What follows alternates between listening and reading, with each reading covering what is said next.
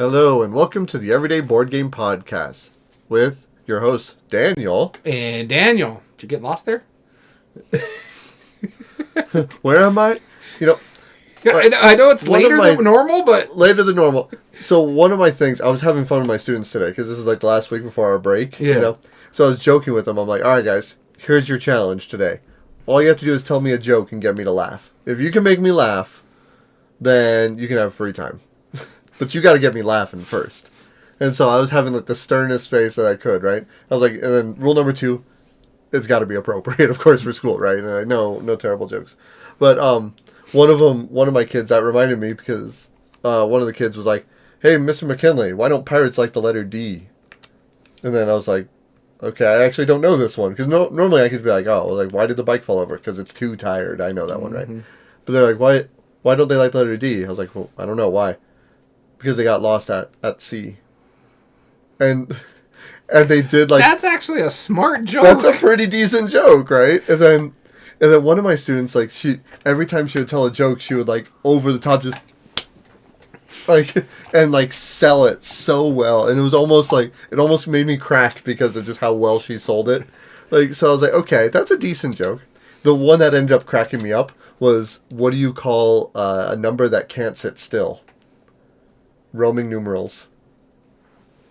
Because it was just, I wasn't expecting it, and it threw me off so much. I was like, sorry for our podcast listeners that have to listen to this as well.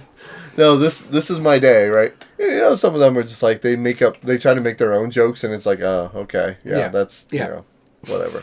But some of those that they were using was pretty darn funny, I'll admit. So this has been my intro to the holiday season with my students, because I don't get a chance to like just sit and chat with them and be silly about it. So there was their opportunity. Yeah. I have not really been doing anything with people. My wife left today because she had to go to work in Miami. Lucky her. We were hoping that, in fact, we might not have been able to record today because I might have been going to Vegas, but they ended up switching her job site, and I'm like, you were hoping you'd miss an episode. Darn. Well, I was hoping for us to like maybe double up yesterday or last week, and this way I can go on said vacation. Yeah. Oh, well. There will be more times. Well, yeah, no, it's just that... she was like, oh, if I go to Vegas, we can do this show. We can do the shopping in the malls there. Mm-hmm. I'm like, I can go to another hockey game, which, spoiler alert, I may or may not be talking about here in a little bit, just kind of briefly. But, yeah, it's just all those things. I'm like, oh, okay, I guess I'm not going because I'm not paying a plane ticket to go to Miami. We can drive to Vegas. I'm not flying to Miami. Yeah.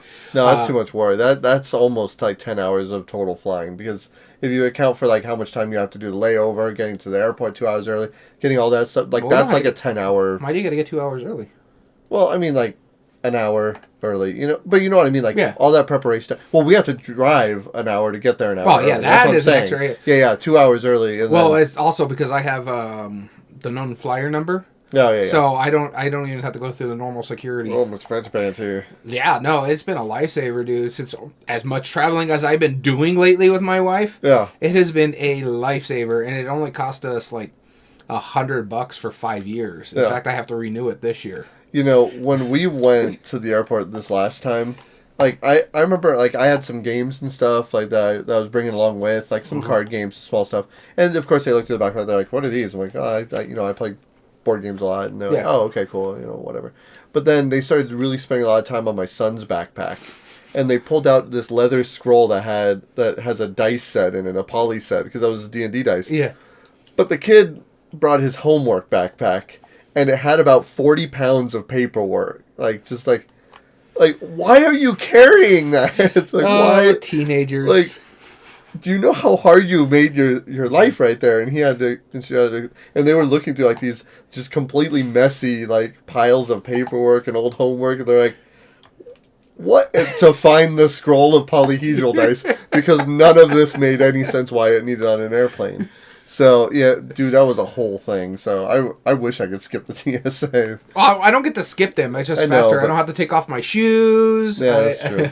Every now and then I get randomly screened into the thing where I have to be like... Yep. That's pretty much it. Do the handstand. Yeah. Other than that, it's pretty easily for me. So right. I'm a little jealous. I'm not gonna lie. I have to renew it in July, I think, for my next trips. We already planned our next trip, so I'll get to that here in a little bit. Oh well, you know what? Speaking of, before we get into that, let's talk about our episode real quick. Mm-hmm. We are doing a board game brainstorm of Yahtzee. Yeah, this was actually fun because we did the re-rolling, relocking, top 8 debate, and we were like, oh, that was fun. Yeah. And we like using mass market games around Christmas time. Sure. Last year we did Monopoly, so this year I figured, why not do Yahtzee? Because I remember at Christmas time playing Yahtzee. This is what me and my cousin, it was like one of the few board games that my grandparents had in their house. Because it was either decks of cards or Yahtzee. Yep. My grandparents, I think they may have had Scrabble. Yeah. But I don't know if we brought it over. I know Risk I had to bring over when I had it. And it's for the simple fact that both my grandfathers, my grandmother's second husband, and my mom's father, they didn't have Risk in their house. Because as my grandpa told me one time when I was a teenager, I lived it. I don't need it. You don't need to play a game, right? Yeah. Because my paternal grandfather fought in World War II, the Korean War, and the Vietnam War. And my grandmother's second husband, he fought also in the Korean and Vietnam War. So they're like, we lived it. We don't need to play a game based on it. No kidding, huh? So I was like, okay, if it makes sense. But yeah, no, we used to play Yahtzee a lot. This was the first game that when I started dating my now wife, this was like the only game that she actually played. Like prior to that, like she wouldn't really play board games with her family like that. I mean, sure, like of course she's played Monopoly, or like all the other ones, but like this is the only one that actively she was like, oh yeah, I like Yahtzee. We can play Yahtzee. I'm like, cool, let's play Yahtzee. You know, that's a game to play. So this is a special game for us, right? Yeah, the Yahtzee I used to play with my wife as well when we were first dating. We played Monopoly every now and then with her brother, and the other one we played a lot was Scrabble or Bananagrams as well. But Yahtzee was the one I was like, I actually do enjoy this game. Yeah. So very much. And for being like 50-something years old, I think 1956 is the last time I checked. 1956, so 70, almost 75, or 70 years old next year. Yeah, next year. Yeah, because it's around the same time my mom was born. So, so 70-year-old game, and it's actually a quality game. Yeah, Still, yeah, it's worth playing. So, but we're going to give you 5 recommendations for the family and friends that you have that have played Yahtzee. If you want to introduce them to something else, or if you want to look at something because you like the Yahtzee mechanism, this should be some good recommendations for you. And I'm looking forward to this because, like I said, Yahtzee was a big family thing growing up, and so a lot of these games give me that kind of feel too. So yeah, exactly. We'll get into it here in a bit. Yes, we will. So, before we do that, Daniel, what have you been doing outside of gaming? A lot of things, honestly. With it being the Christmas season, of course, I've been doing a lot of seasonal stuff. One thing I do want to talk about is we both went, and we've talked about it in the other podcast episodes during this cycle, we both went to a actual physical hockey game. Yep. And that's one of the main things I've been doing this year, has been watching, or this past several months, is watching hockey games. Yeah. And that was actually really neat. I enjoyed a lot of it, the game itself, the fact that we almost got into overtime, that ending, even though it didn't go out the way we wanted it to go out. That was still an amazing thing where it was like, that was really cool.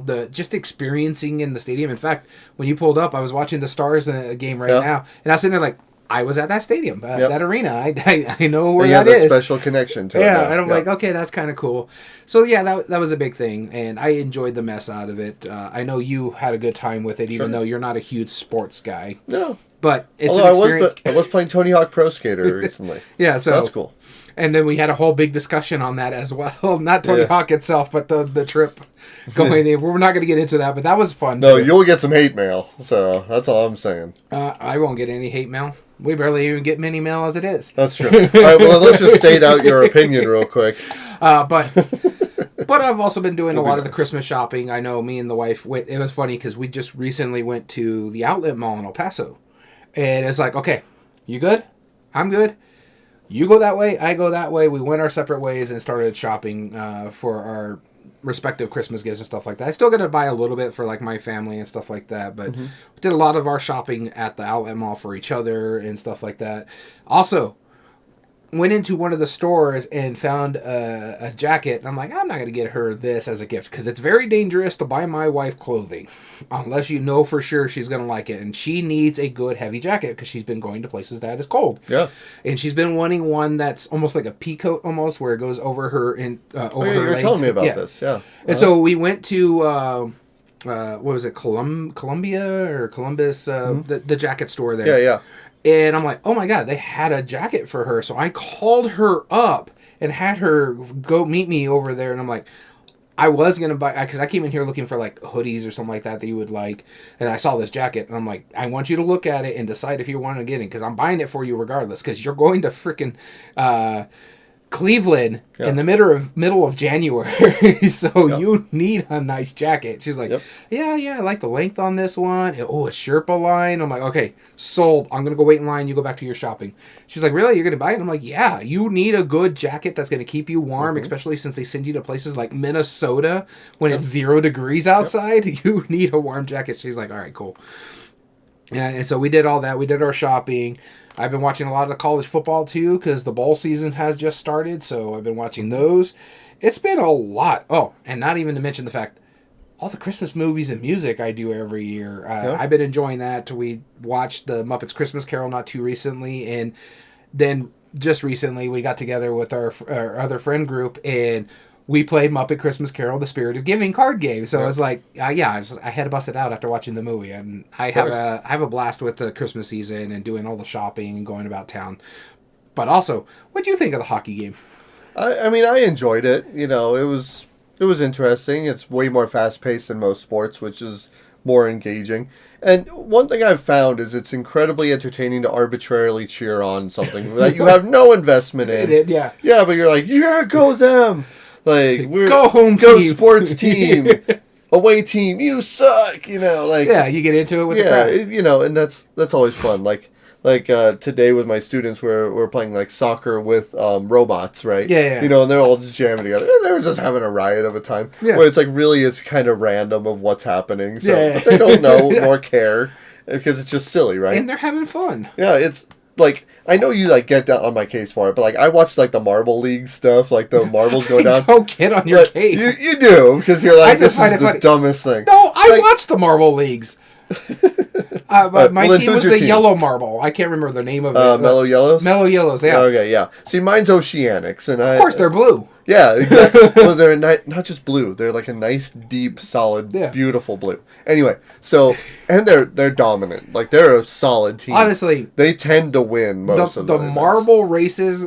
Got me through my sanity during the COVID season because I didn't have sports to watch. It was so I good. started watching sumo wrestling to the point where I still watch sumo wrestling because of COVID. Oh yeah, I mean like it, and it's just there's something about like finding something that's completely like arbitrary to cheer on. Like, and I think like you know, going into board gaming, like one of the big games this year was Hot Streak. You know, and it's just because it's the most absurd like these mascots are running around and it's absolute riot, and you're cheering because you bet on them technically, but you're like, go hot dog, go Hurley, you can do this, you know. Yeah. And so it's just like when you have that opportunity to cheer for something absurd, it's so fun. Hockey's absurd? No, but I had no relation to hockey whatsoever, so I was like, I'm in Dallas, I'll cheer for the Stars. Let's go sports team. And yeah, I mean, it's always engaging when you do that. But what's even funny about that too is because we threaten you with a basketball game, and you're like, "Look, guys, the hockey game is one thing, but basketball would bore you're putting me." words in my mouth. No, I don't care. That was almost verbatim what you were saying. No, that's not because I've actually been to a basketball game, you know, fairly recently, actually. Yeah, college. Yeah. Sir, Mister, because it's college, it's a lesser sport. All of a sudden, come on now. The colleges that are out here, yes. Yeah. Well, you know, you're not wrong, but no, I'm just kidding. No, but the female Aggies, our local sports team, they're actually pretty darn good, right? And they were entertaining. You know, they're decent. Like they're probably better than a lot of other teams that we've had around. Yeah. Yeah, I'm just saying, like are they like top tier? Like everybody roots for them? No, probably not. But like. The one game I went to was fine. Like, it was enjoyable. Yeah. But when you're saying, like, they're top tier, there's, I think, 150 collegiate basketball teams. Their ranking. No, I wasn't saying compared to their league. I'm saying compared to Las Cruces, our hometown. The men's tend to do better for some reason because we get some like really good players, like a famous NBA player, Pascal Siakam. He's from NMSU. He played here. Oh, okay. And he plays in the NBA. So cool. He's one of the few that we've actually sent to the professional leagues. But if out of all of the sports, like honestly, basketball, like it has that same level of like high energy that I'd be okay with. You know, less so than hockey, but of course, like more than football. And I would. Yeah, because football is probably my least like. I understand like the actual physical like demand that they take. Yeah. And why and like watching it for that like 30 minutes of actual plays throughout like a 4-hour game, that's enjoyable, right? Well, it's actually an hour of plays. No. Okay, no. Half of that is them walking back to the scrimmage line. Like, it's not 30 minutes, I'll tell you that much. As someone who's played it, it is 30 minutes, and let me tell you why. When I used to work for DirecTV, they would do the NFL shortcuts where they would cut out everything except for when the ball is in hand and people are running. That was a 20 to 30 minute clip. Yes, don't shake your head. That's what it was. They didn't show the entire game. I used to watch those to get the highlights of what I needed. But when those the are just time highlights. is still counting down, it would be the whole game. It would be every actual play that they're running, and it would be 20 to 30 minutes of that actually happening, because half of that is them walking to the line of scrimmage and who's getting going ready. to get the hate mail? Send it to Daniel at everydayboardgames.com. It's not a real website. But what I'm saying though is that considering it's a 4-hour game, and really out of the actual thing that's going on, it's a small percentage of that is what I'm saying. Yeah, versus I don't like disagree. A hockey game where people are coming on and off the rink as you're playing, and the clock is that's always going. Way high energy, and that's more engaging.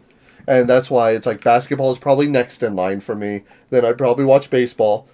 And then just because... basketball is my least favorite of the big five here in the States. Okay, so basketball, baseball, football, and hockey. What's the fifth one? Soccer. Oh, soccer. Okay, yeah, that makes sense. I would probably... Well... I haven't been to like a professional soccer. Soccer is probably bottom level for me.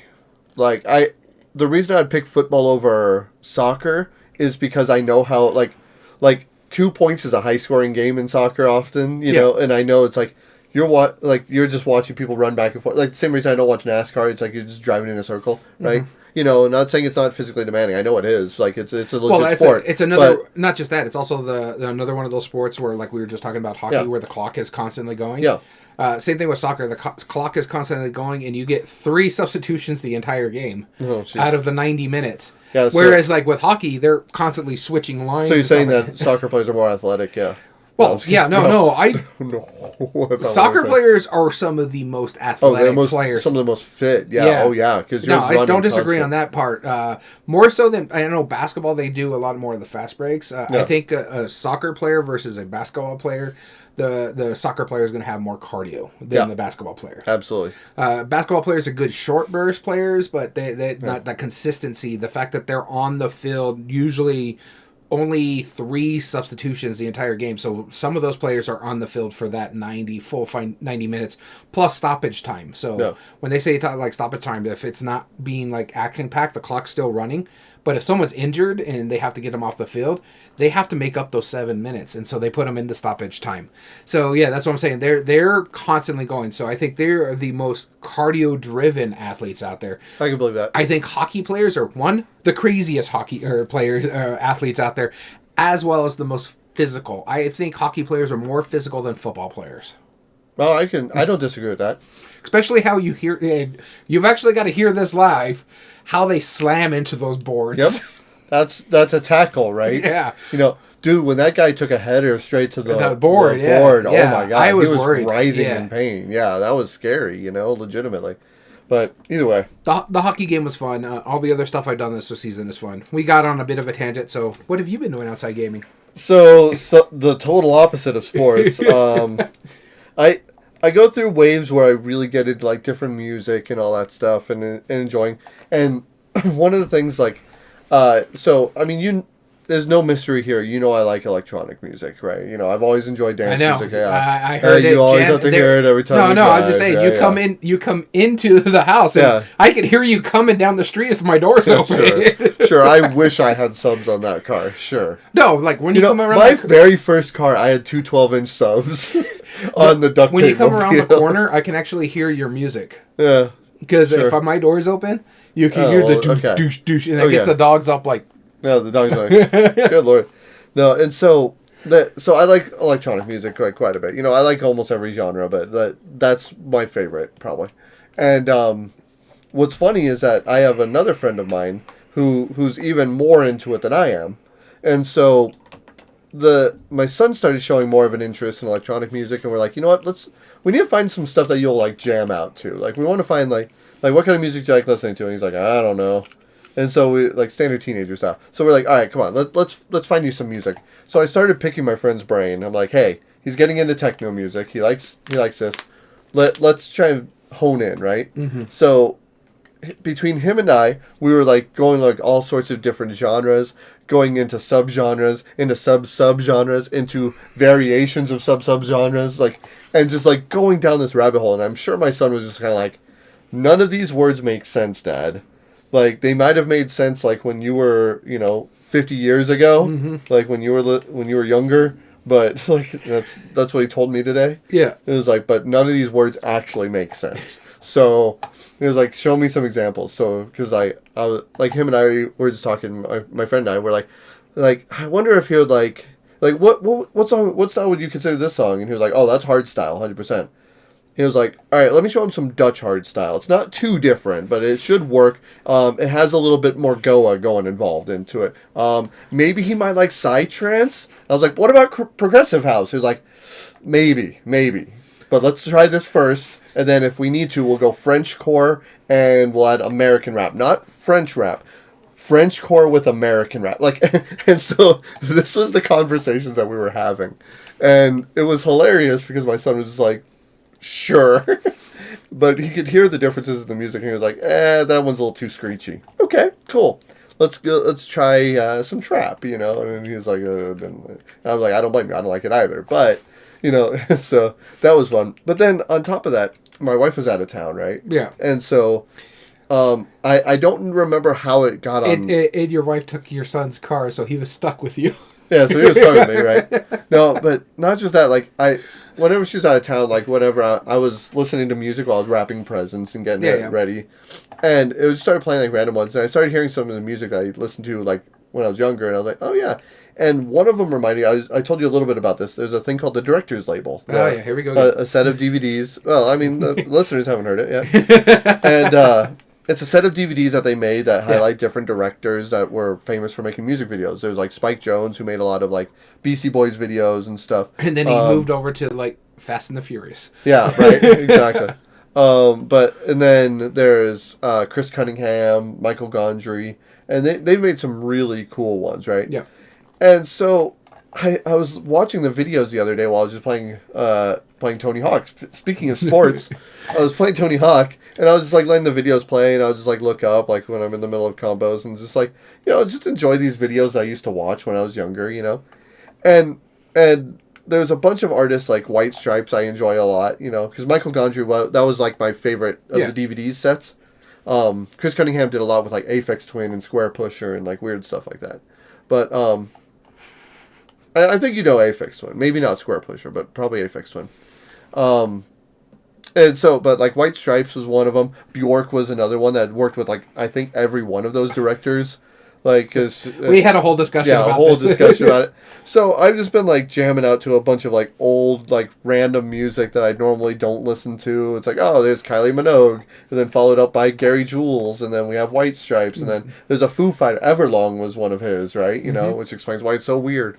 And so it's the Foo Fighters. Most of their stuff is weird. Yeah, but like weird, like silly weird, yes. But like Everlong was the first one that was like, this is weirdly surreal, like kind of thing, And so I was going down this rabbit hole of just different genres of music that I like listen to. Slogsmals Clubbin' and like Excuse you? Yeah, I'm sorry. Listeners at home, if you have children, no.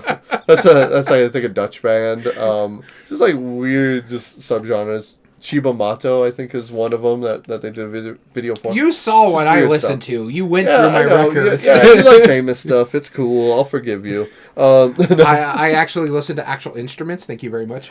Sir, hold on. Did you just say Foo Fighters don't play their... Send your hate mail to Daniel at Everyday Board Games. Yeah, but you also said Bjork, and that's like nails on a chalkboard. Bjork, no. You're thinking Yoko Ono. Bjork is... Right up there with you. She's unique. Like, I get why you don't like it. That's fine. I'm not going to try and convince you otherwise, because I know I won't. I showed Bjork to my wife the other day. Or not the other day, like last year. What? She's Hold on. How did that come up? I don't know. We were talking about, like, well, what is the kind of music you don't like? And so I showed her Bjork. And she's like, I get it. Bjork is an Icelandic treasure, sir. She may be a treasure, but I don't want anything that Iceland is selling. If that's what Icelandic is exporting, I ain't importing. Is that what you... But their hockey teams are great, though. They don't have any. You'd think that they would. They're part of the, I think, Denmark. So they do send players, they're going over to Denmark to play for the. No, they're their own. Greenland is Denmark. One of the things I have. Greenland is Denmark. Iceland is its own. Yeah, I mean, it is. Yeah. I know because my dad was stationed there for so long, and then because he used to be stationed in Keflavik when he was in the Navy. So. All I want to do is go visit it just to see that picture from Earth. If we can find a way to go, an excuse to go. Oh yeah, I'm 100% like an Icelandic cruise. Can you imagine that? Mm-mm. What? Why not? That's the North Sea. Heck no! It's in the North Sea cruise true. line. I've seen some of those videos. I'm good.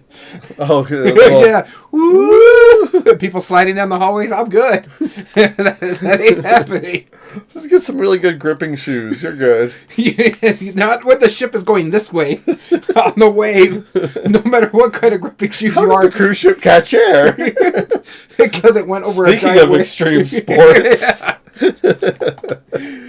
So that's what I've been getting to. It's just a lot of different music. I love exploring new genres and all that stuff. Those aren't new genres. You just said they were old genres. No, but not just that. Okay, well now you got me going. So I found another website that has literally every genre. It has like 40,000 different genres or something, like sub-genres.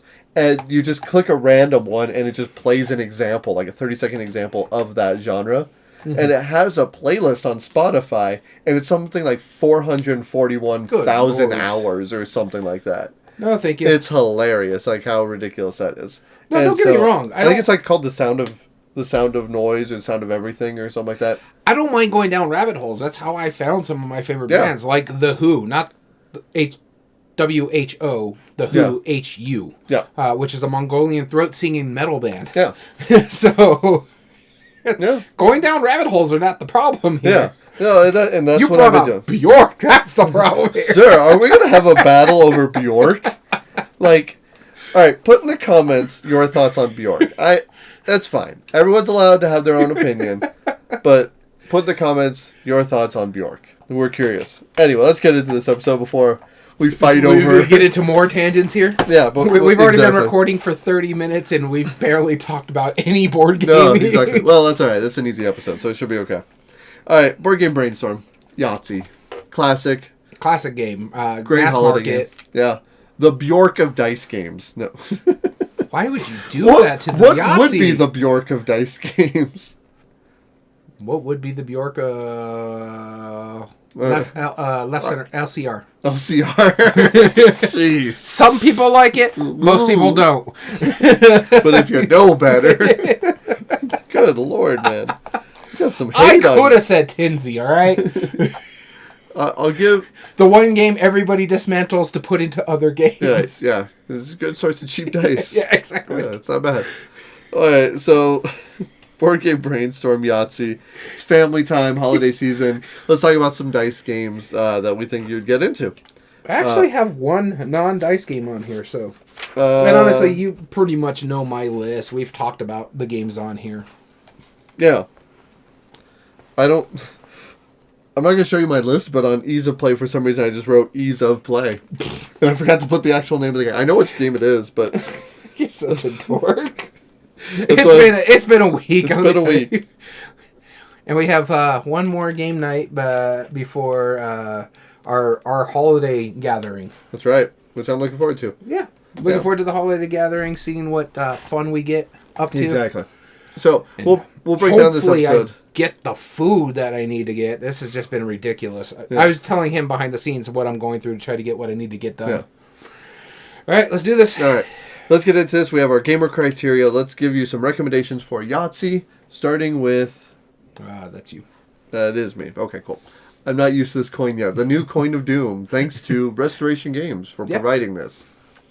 They did not provide this. He bought it.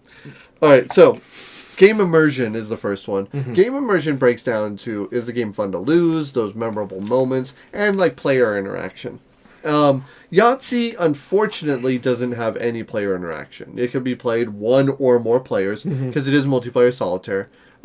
There's never going to be a situation that what I do will affect what you do. Because I'm doing my dice roll, right, and you're not worried about what I'm doing on my dice roll. Exactly. But there is those times where you like get really high stakes rolls. You get really what you're wanting. You get excited, but it is one of those things where it's like, you compare how you do. It's more of an activity to like times that other people have done it or times that you've done it before, and it's a fun activity for that. Yeah, and especially when you're in that one group and you throw those dice and you come up with all fives or something like that, and you hit the Yahtzee on the first roll. Yahtzee, yeah, that kind of thing. The big moment, right? Yeah. So I picked a game that I thought was a good example of that, even though it is also kind of a multiplayer solitaire. It is a dice locking game, and you roll these dice, you get resources, you build different monuments throughout the ages. This is Roll Through the Ages by Matt Leacock.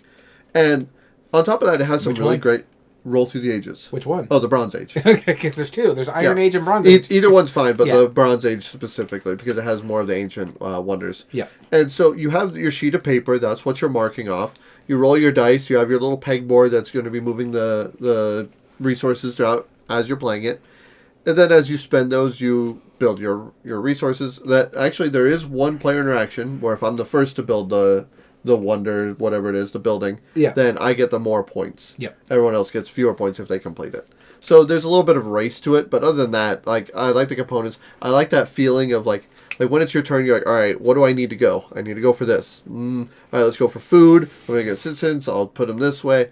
All right, do I re-roll this because this one's already locked, and you have those good considerations. Yeah, and then you also have the ones that just automatically get locked. Yeah, exactly. And the ones that you put in, like there's a time and a place where you want to get certain abilities, that you want to be able to get developments that you can roll better later on and avoid problems, avoid like the diseases or whatever they're called, disasters. And there's just some good situations for just about any time when you're playing it. And it gives you that bit of excitement. So there you go. The Unknown Dark Senate, welcome for joining us. We'll answer that question very shortly. Game immersion. My game immersion one is the one that is not a dice game. This is the only one I didn't put on here, that dice game. But it gives a lot of the same feels that you would get from Yahtzees. It is a little bit multiplayer solitaire. You are interacting with other players in a sense of you're taking something away from them, possibly, or putting something out for them, possibly. And the game I chose is Fantasy Realms or Marvel Remix, where you're just trying to get a set of cards to score the best thing. When you're rolling dice, you're just trying to get the right amount of dice to score the best kind of thing. So if I'm only roll 2 5s out of my entire roll, my 5s are only going to score me 10 points. Right. Where in the same thing with the Fantasy Realm, you're just trying to draw cards to get cards. Or in Marvel Remix, with villains and stuff like that with a Marvel theme on it.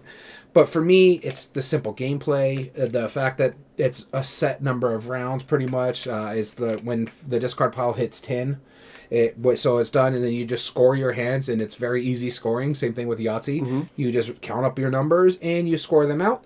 And then you just play it as it goes, and it's one of those games that you can play multiple times, and it goes down really well. So this was the easiest of the Yahtzee non-dice games that I could really put in here. And I tried. I was looking like several different games, like set collection games that didn't have dice, like hand management kind of stuff.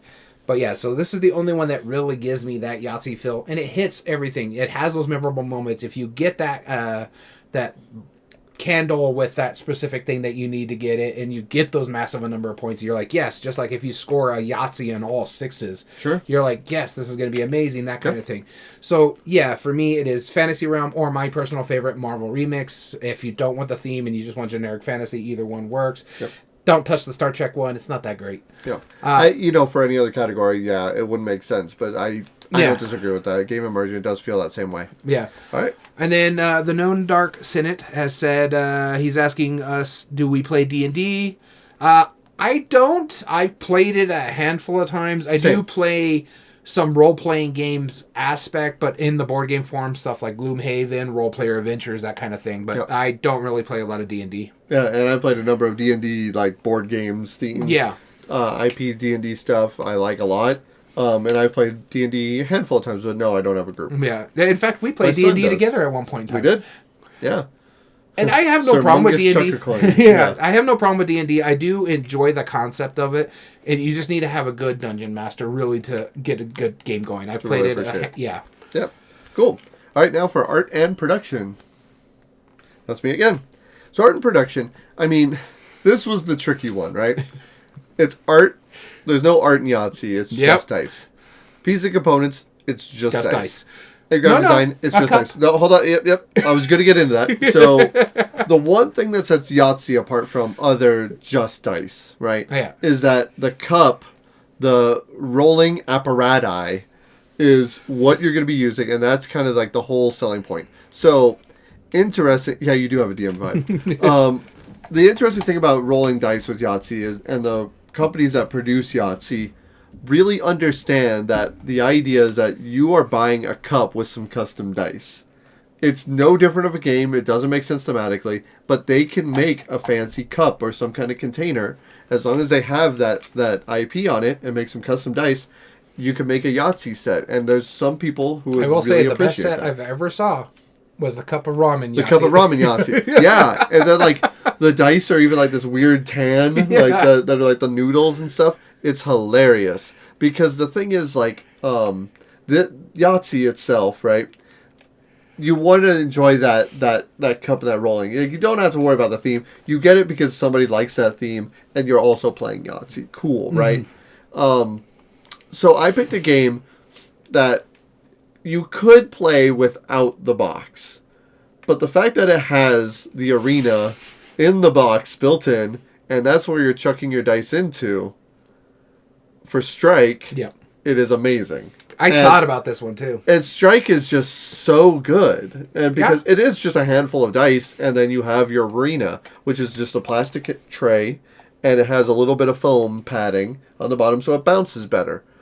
But that addition is what makes that game hugely more fun, because you're bouncing off the sides of the arena. If it jumps it out, then I know wordly goodly. But if you bounce it out of the arena, it just doesn't count. You know, if you knock your opponent's dice into it, it'll kind of keep it centralized. Something that a good dice cup can do, and it adds to that flavor, and it just gets people engaged in it. So it doesn't need more than just the handful of dice in the arena, but you're going to have people surrounding you and just chucking dice in and enjoying their time, and it's going to be a really good party aspect. So for like really not that much more components, and therefore not much more cost for you as you're playing it. So Strike is my pick for art and production. And the thing with Strike as well, they also have themes on this too, just like Yahtzee does. You can get a Harry Potter version of Strike, which has special abilities, or if you don't want the Harry Potter version, you can find, what is it, the ones that have powers as well, but it's called something else. It's like elements or something like that. Harry Potter Impact. Impact. Yes. That's the other word for it. So if you can find that one, if you don't want just straight dice and you just want to do stuff that can give you some special abilities, there's that as well. So just options for you on that aspect. It's more or less straight dice, right? Yeah. Still. Yeah. It's just like if you get pairs of the same number, you get like some kind of silly ability. The Harry Potter one actually has symbols on them. Yeah, it does. That's what I'm saying, though. Like you could do it without those. It's just, you could. Yeah. They just don't tend to. My art production one is probably one of the largest produced games that have a Yahtzee feel to them. There's one more that does a little bit more, but this one is just a big box. And I mean a big box. This is the Reckoners from Nauvoo Games. Okay. It's a production. It has the re-rolling and locking. It's a great production. It's just like, Yahtzee is great because it's portable. Yeah, this is not portable. Very much not portable. But if you want that next step that you want to play with friends, especially people who are into the Brandon Sanderson series, The Reckoners, this is going to bring out that theme. This is one of those things that actually put me into the theme. I've read the fantasy Brandon Sanderson Right, stuff. but this is for art and production, right? Yes. Yeah, okay. All right. You have the dice. You have the game tray boards. You have the fantastic storyline based on it as well. Sure. And it's easily to read. You understand what's going on. You're sharing dice to different locations. You have a sniper character who's trying to take out things as well. It does a lot of the things that Yahtzee does, but put flavor on it. That it has the re-rolling and locking. You're trying to get sets of stuff to help your partners take out a bad guy on this one. Think of it if you're trying to play like Battle Yahtzee or something like that, where you're trying to take down the Predator and you're playing the Aliens versus Predator kind of thing. It has those aspects. So if you want something that's going to be a little bit bigger, a little bit more grandiose, and you're into these series, The Reckoners is perfect for you. This is like one of the first games on my list. I know you hate this, but you're the short one in this group. Never in my world would I have said, "Oh, do you like how the production of Yahtzee? It's 5 dice and a score pad. Ooh, let me recommend The Reckoners." See, that's why I'm saying I don't. Because you and me come at this as different things. You say, I'm going to recommend something that's just as ugly as Yahtzee, whereas I'm going to give you something that is more produced than Yahtzee and does a better job of it. Sure. Yeah. Gloomhaven does a better job too. Yeah, but Gloomhaven doesn't have the same kind of mechanism as Yahtzee. It is card play, sir. Right, but this is for art and production, so the mechanism shouldn't matter. But it's important to try to still get that feel.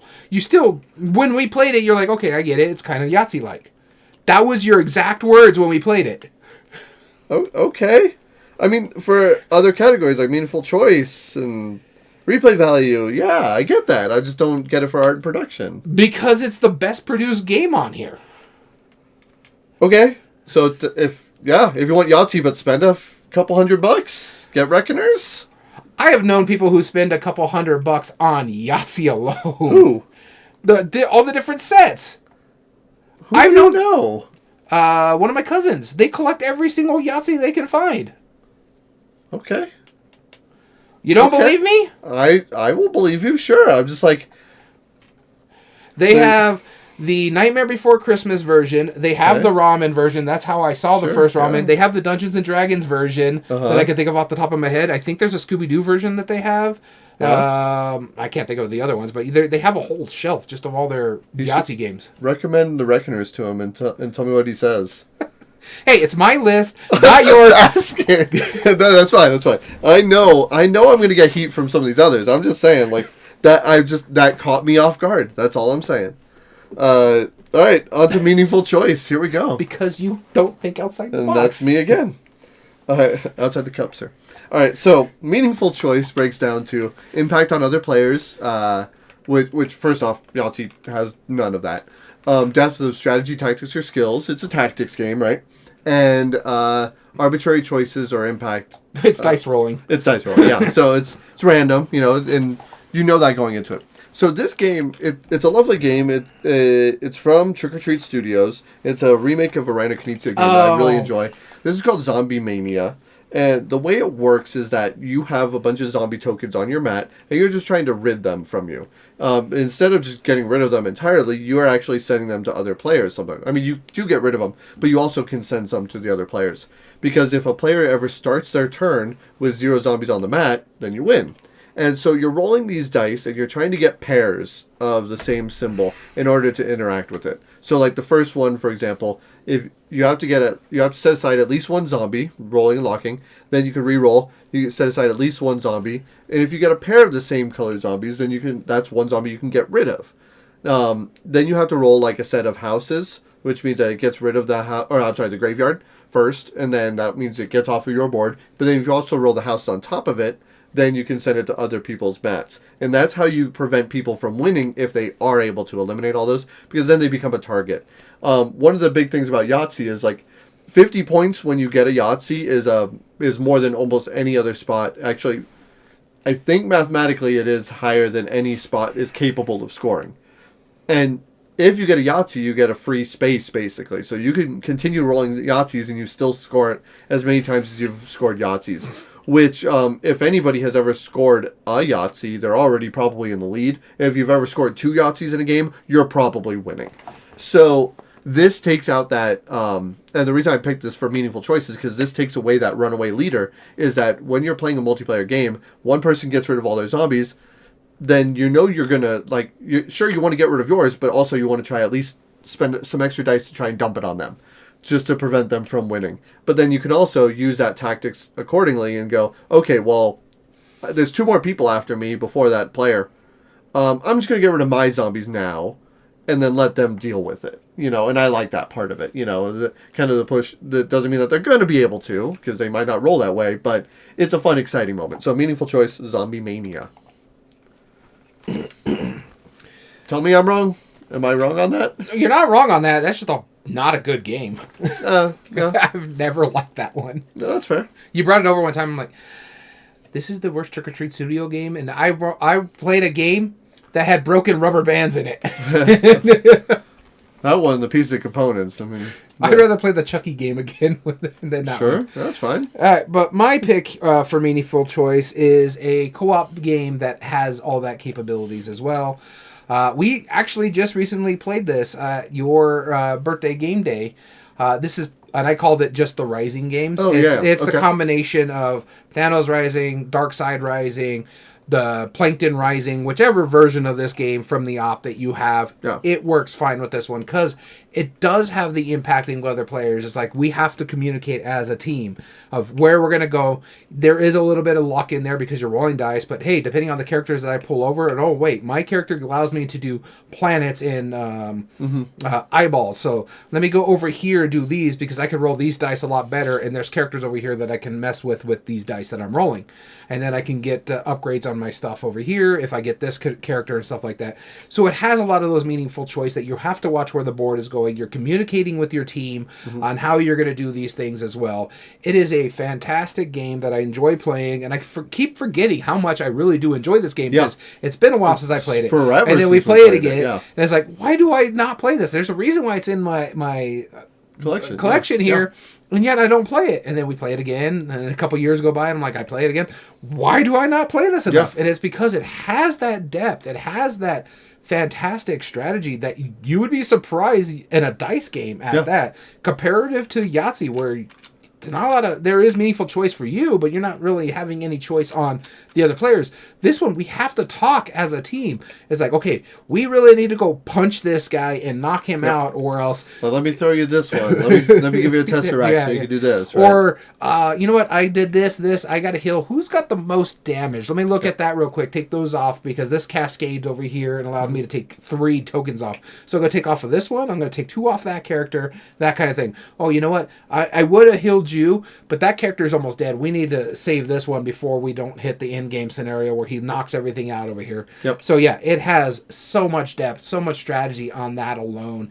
Plus the fact that you are interacting with other players. So this one is, for me, is hands down meaningful choice.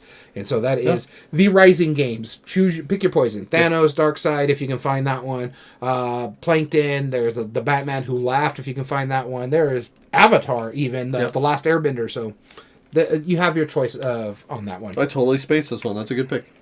We just played it and you spaced it. I know. Still. All right. Oh, yeah, I got to finally start something. Ease of play. This is an easy one for me. Simplicity and familiarity of the mechanism. It's a Yahtzee mechanism. We always say that, this game is like Yahtzee. It has that mechanism. You roll your dice and lock them.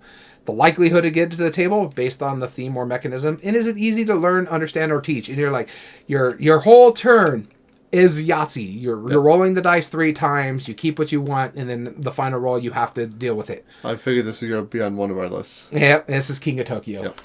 Or King of New York if you want to get gamery, or King of Tokyo Dark, or my personal favorite, King of Monster Island. Yep. I love games are fun. I love that co-op game so much. So. And it's because when it comes to dice rolling co-op games, hands down works well. Yep. I think I kind of know what's going to be in your Isa play that we're going to be talking about here. So, but it kind of has that aspect of it, the re-rolling and locking. We just recently played it with a Gamehead Geek on Board Game Arena, and we had a blast playing it. Yep. It is such a simple one. You just roll the dice. You're either going into Tokyo and attacking, or you're attacking the person in Tokyo, and then they have a decision to jump out of Tokyo, and you go in there. And what's even makes it easier is you have two ways to win. Either you're the last monster standing, or you get the first person to hit 20 points, and it comes back to you, and you still have the 20 points. I like that multiple aspect of it. That's it's like, I don't want to go to Tokyo, so no thank you. Yeah. That kind of thing. It's like, I'm jumping out, you can come in here because you're almost on death. Oh, and then if you get like some of the expansions where it gives you like abilities for your characters, which is not for all the characters, the whole story on that one. But it's such a simple game. It plays so well. If people are tired of crunching numbers and doing scores and stuff like that, then bust this one out with your family, because they're still going to have a blast on this one. This holds up to 6 people, I believe, just out of the base box. Yeah. And you only play with half the board if you're like 4 or under. Yeah. So, and you can even buy the Origins version. Yeah.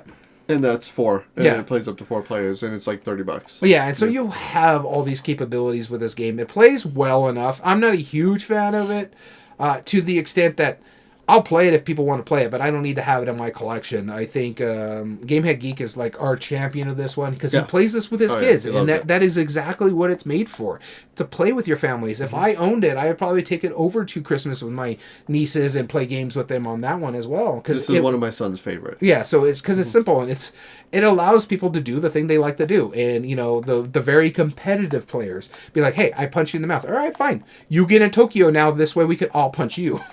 That kind of thing. So, enjoy this game a lot. It is good. It just doesn't need to be in my collection, but I highly recommend it if you like Yahtzee, or even like the battle Yahtzee kind of style, that you'll get a kick out of this one. Cool. My user play, you said you think you know what it is? It's Fireside? No. Oh, wow, you didn't put this one on your list, huh? Nope, I didn't. I thought the push your luck aspect of it would be on here. Yeah, because it's re-rolling and locking. If I did, that would have been on Meaningful Choice. Okay. Or Game Immersion, right? Oh, yeah. But no, it's not. So it's not on either of my lists, or either of the 2 remaining. This one is a game that I showed you recently, and you had the reaction I expected you to. You're like, yeah, it's fine. You know, you didn't dislike it, which is cool. I actually thought you were going to very much dislike it, but that's okay. You didn't. But you and I have the same agreement why there's one part about it that's annoying, and I'll explain that in a minute. But this game is actually a lovely game. It's a reprint of a game that wasn't available in the US and just barely came in here. It's from Ravensburger. This is called Dice Pool Party. Yeah, I figured this was going to be. Yeah, this is the one this was the first one, and I'm like, yep, that's going on the list. Because it looks like Yahtzee. It looks like it should be Yahtzee. It kind of feels like Yahtzee. There's just 2 twists that make it really different. Is that you have 12 dice, there's like 6 different colors of dice, and there's 2 of each, and you shake up this box that has all the dice in it, and then everyone has their scoring sheet, and you're going to be choosing either scoring one of those 6 colors, or you could be choosing to score all of the dice that have 1s, 2s, and 3s added together, or everything that's a perfect pair, like same color and number, or all of the dice that are, you know, like 4s, 5s, or 6s independently. Some you can just score all the dice at once, right? But here's the catch. Unlike you're taking one turn at a time and you're rolling it and then you're waiting for players, which for like a 6-player game of Yahtzee, that gets really boring for 5 turns, right? You're just sitting there watching other people press their luck. It's kind of boring. This, you take the box, shake it up, and you lift up the box and you count backwards from 10. 10, 9, 8, or no. It might be 3. I don't know. You count back from a certain number of seconds. Yeah, you're getting it mixed up with going, gone. Yes, probably. Yeah, you do it for like 3 seconds. You close the lid, and then everyone who just watched it picks something to score. That's all it is, right? So I could be like, all right, I'm gonna score my 5s because I think I saw at least a few of them. And then you open it back up. You're like, all right, great. There was 5 of them. Great, 25 points. Awesome. And there's always a point somewhere in this game where you lift it up. You're like, all right, 3, 2, 1, done. And then somebody looks like, I have no, I spaced it so hard. And you're just like, I saw a 3 somewhere. Like, and it's hilarious. Like, I love that point of it. But then, since you're scoring 12 different things, it's over after 12 turns of that, right? It's really simple. Yeah. It plays in like 10 minutes, 15 minutes at most, right? It has that feeling of Yahtzee. It has that silliness. The components are really simple and portable. But that one aspect of everyone looking at once and then score. I love that. And I think this is like a Yahtzee like replacement for me. Although I don't think it's for everybody, it is for me. It's my style of replacement for Yahtzee. Because it basically takes everybody's Yahtzee's turn and puts it right down. It's a quick game. I don't mind the game itself. First off, the dice are ridiculous. I have a hard time trying to the colors are. It's good. They did their best. Right. They did as good as they could, and they were decent about it. Yeah. So it's a good thing you didn't put this in our production with the graphic design, because I would struggle with this wholeheartedly. This also has another issue for me too, the real-time special. Especially after you showed me this one, we played a different game that kind of does that as well when it comes to, where did I put those dice at again? And this was Die of the Dead when we played that. Yeah, so it has, that felt like a better version of what this was doing. Yeah. This one just played a lot quicker than Die of the Dead. If you took Dice Pool Party and Los Momfos, that is Die of the Dead. There you go. It's not wrong. Yeah. But it's one of those things. It's like, it's cool enough. I get why you're putting it on here. Yeah. It is. Yeah. Like I said, I don't think it's for everybody. Yeah. But if that, 100%, if that sounds like a kind of game you would like, it is the game you would like. It's not for the colorblind. It's not very friendly. Well, I mean, yeah. There's two colors specifically that are kind of tough. But again, they have the outline of like what color pips they have, and I appreciate that they took that extra mile to do it. Yeah, but when you have 3 seconds to look at them, you're like, okay, what was that again? It's not a perfect solution. Yeah. Right. But with all things considered, it's decent. But either way. All right, moving into our last one, replay value. That's me. Oh, no, that's you. Replay value is the length of time and scaling well, the minimum number of plays for the full experience, and expandability, meaning already existing expansions or stuff that have been confirmed that's coming out. And in all honesty, I think you and me might have the same one here. I don't know. Because there is no other game that has what Yahtzee gives you, where it has IPs, it has different sets, it has different sections to it, versions, like we talked about Yahtzee, where it has a battle Yahtzee. Well, this also has a co-op version that is completely different than the physical copy. It has also won twice on our December re-rolling and locking mechanism this year, as well as last year's Christmas one. This is Dice Thrones.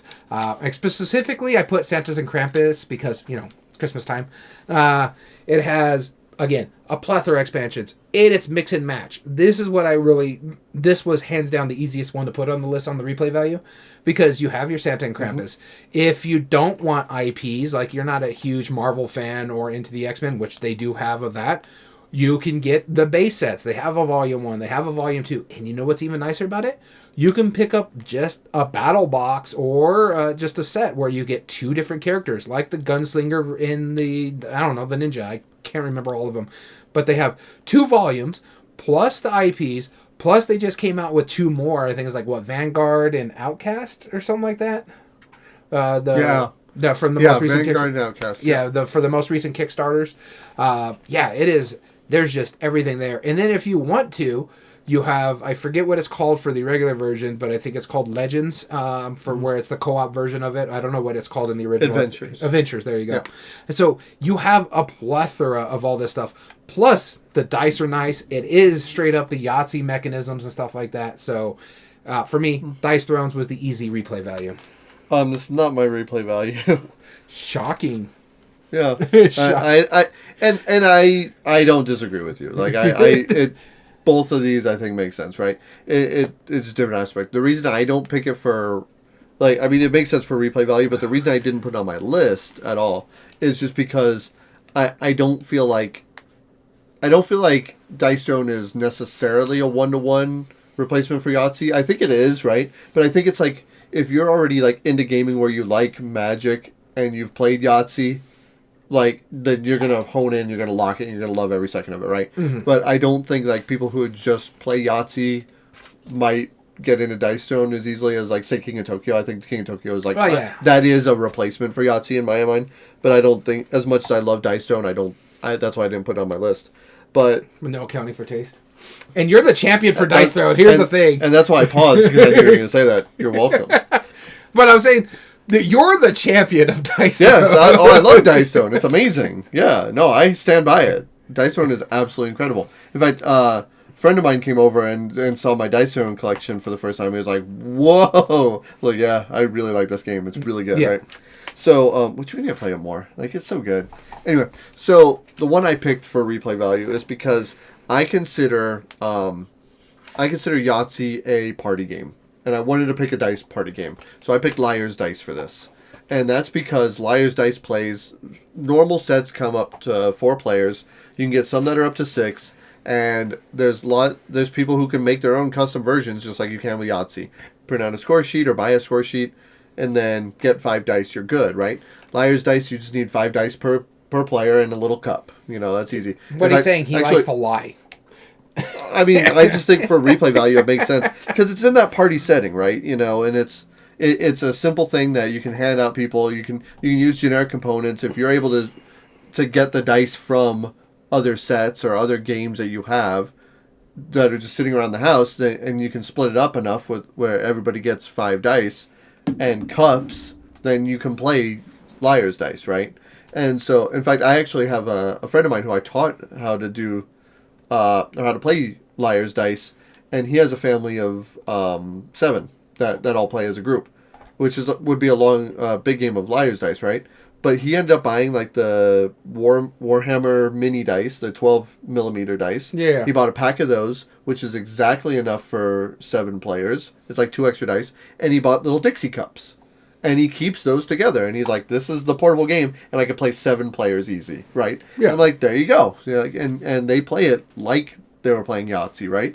Except since everybody's engaged that whole time until they get eliminated, of course, right? But then at that point, they're just gonna go hang out somewhere else for a while being, or go refill their drinks or whatever while other people are playing. But it has that replay value. I think it has minimum number of plays. It's just as easy to learn. You're going to play it as much as Yahtzee anyway, because it really is just like, oh, if I'm in the mood to roll some dice, see what happens, let's go. That makes sense. There's no expansions really. Like, there's not really much you can add to Liar's Dice or Yahtzee that could benefit. I feel like anything more is less at that point. And then length of time scaling, well, it plays about the same number of players, and I can play technically an unlimited. So I picked Liar's Dice for replay value.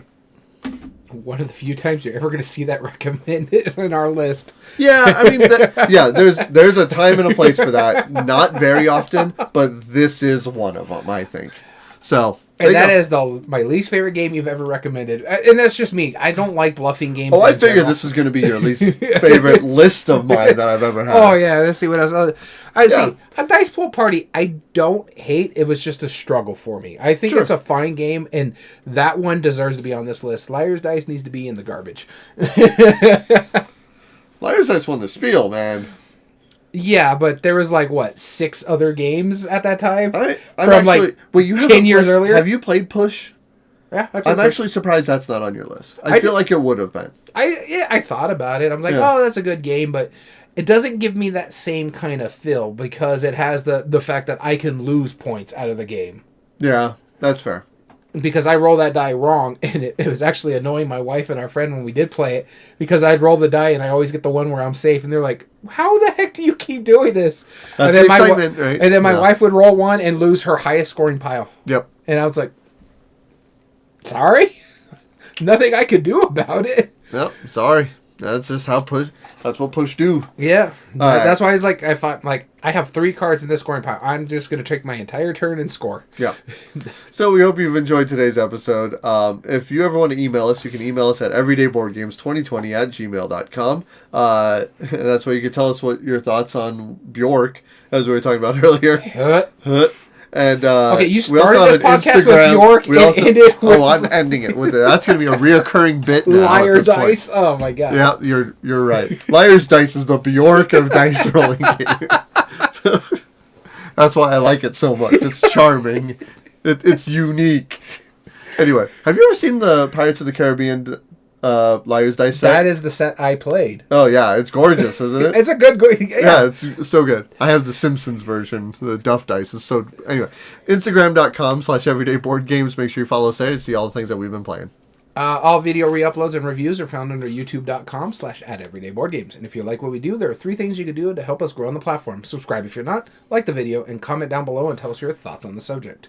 We also stream our episodes live at twitch.tv/everydayboardgames. And we'd love it when you follow us there and be notified when we stream our episodes live. And join in on the chat, like our friend, the known Dark Senate. Thanks for joining in for the first time today. And anybody else who is lurking in the background. And all audio versions can be found on most podcast platforms under Everyday Board Games Podcast. This includes Spotify, Amazon Music, Podbean, and Apple. So as always, I've been your host, Daniel. And I've been your host, Daniel. And we want to thank you for listening to Everyday Board Games. And remember, every day is a good day for board gaming. Happy Hanukkah, Merry Christmas, Happy Kwanzaa, and Happy Holidays to everybody.